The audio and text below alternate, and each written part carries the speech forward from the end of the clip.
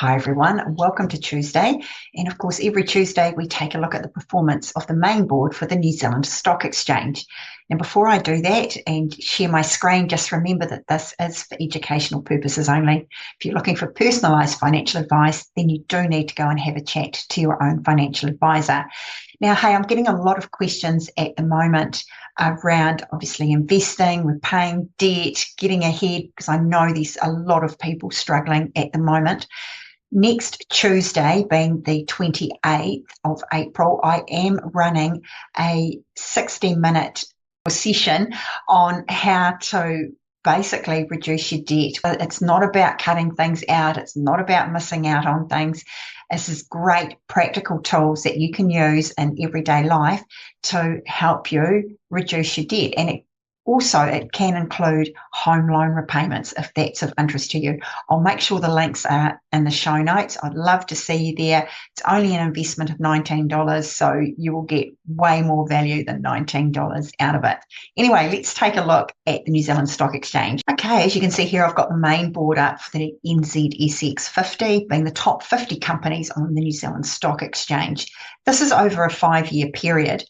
And you can see that if I put my cursor at sort of the high point roughly 5 years ago, which was the end of August 2021, we are just a little bit below that. As you can see, there's been a lot of movement in and around that for quite some time, although we have had a relatively strong run since the low point here, which was towards the end of October 2023. Now, is this going to continue? Who knows? Last week, if I zoom in, you can see here, it was just basically a big sell-off last week. There weren't really any buyers down there, and you can tell that because there's no wicks or tails on there. So that being a red candle, and because the market was down for last week, there were no buyers. If I look down here at this volume chart, that's quite a bit of volume there. So definitely the sellers are out in force. Let's go onto the 1-year chart simply because it brings these candles up to daily. And if we look here for last week, you can see Friday was quite a big sell-off on that particular day. There was about $34 million worth of shares traded. Thursday, about $30 million worth of shares traded, but not so much of a downward day. Wednesday, you can see there very little volume really in comparison. But then Monday, Tuesday, we've had sell-off as well. So this is a little bit concerning. Let's put our moving averages on. So we will start off with the 30-day moving average in this example. And you can see here the market is definitely trading below that 30-day moving average. So even though it's on a daily chart, I always do look at the daily chart for confirmation, but I base anything that I'm doing on the weekly chart. We will also put on the 15-day moving average.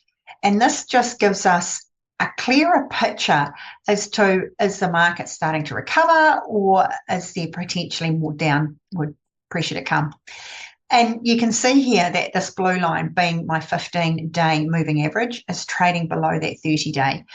Both of them are above where the share is currently trading. So the share is trading below both of those moving averages, which means that potentially there could be some further downside to go. Whenever a market or a share is trading below those moving averages, that is a sign of caution. In my view, you need to stay out of the market and just keep watching. They will turn around. At some point, they will turn around, but it's not the time, in my view, to be going into the market yet. Let's have a look at the 5-year chart. Now, you can see here that these moving averages, they crossed really at the beginning of last week was when that 15-week moving average crossed through the 30. The indices is trading below those moving averages, and they are trending downwards. Definitely a sign for caution. So for me, I look at this 5-year chart first of all to get an idea. It sort of sets the framework for me as to, am I going to look to invest, or do I heed with caution and perhaps stay out? And that alone tells me to stay out. Now, if this was looking a little bit more positive, that is when I would flick over to the 1-year chart just to make sure that what I'm seeing is a good time to be going in. But hey, you can see here both on that yearly and the 5-yearly chart, it's not a good time to be getting into the market. Let's see how much volatility there is in the market. So we'll go to our indicator and we will pop on average true range. There it is here. Now I like to use a 21-week moving average because remember I'm on the 5-year chart. And you can see here it's brought up a figure of $286.02. So what that means is that on an average week at the moment, the New Zealand market is moving about $286 in a week. Now, there will be times that it moves more than that. There'll be times that it moves less than that. But this is just taking out the average over the last 21 weeks. That's what I'm looking for. Now, if I take that figure there, 286.02, divide it by where the indices is at the moment, so 12,905.67, and I'll times it by 100. So it's sitting at around 2.22% volatility. That's not a lot of volatility for a market or an indices. The moment that volatility gets up to 5% or greater, I'm definitely out and will stay out because I like to see that with an indices, a market, that there's not too much swings around, and that is why I like to apply that 5% rule. However, doesn't take away the fact that these moving averages have crossed to the downside. So we've got one tick being the average true range is within my acceptability. However, these moving averages are trending down, not a good sign. The other thing, if I go back to the 1-year chart, and if I zoom in, I'll just take these moving averages off. Here we go. We've had 2 negative days in a row. That to me is another red flag. So whether I see 2 red candles on the daily chart, as this one is, or even on the weekly chart. The weekly chart the week before was a positive.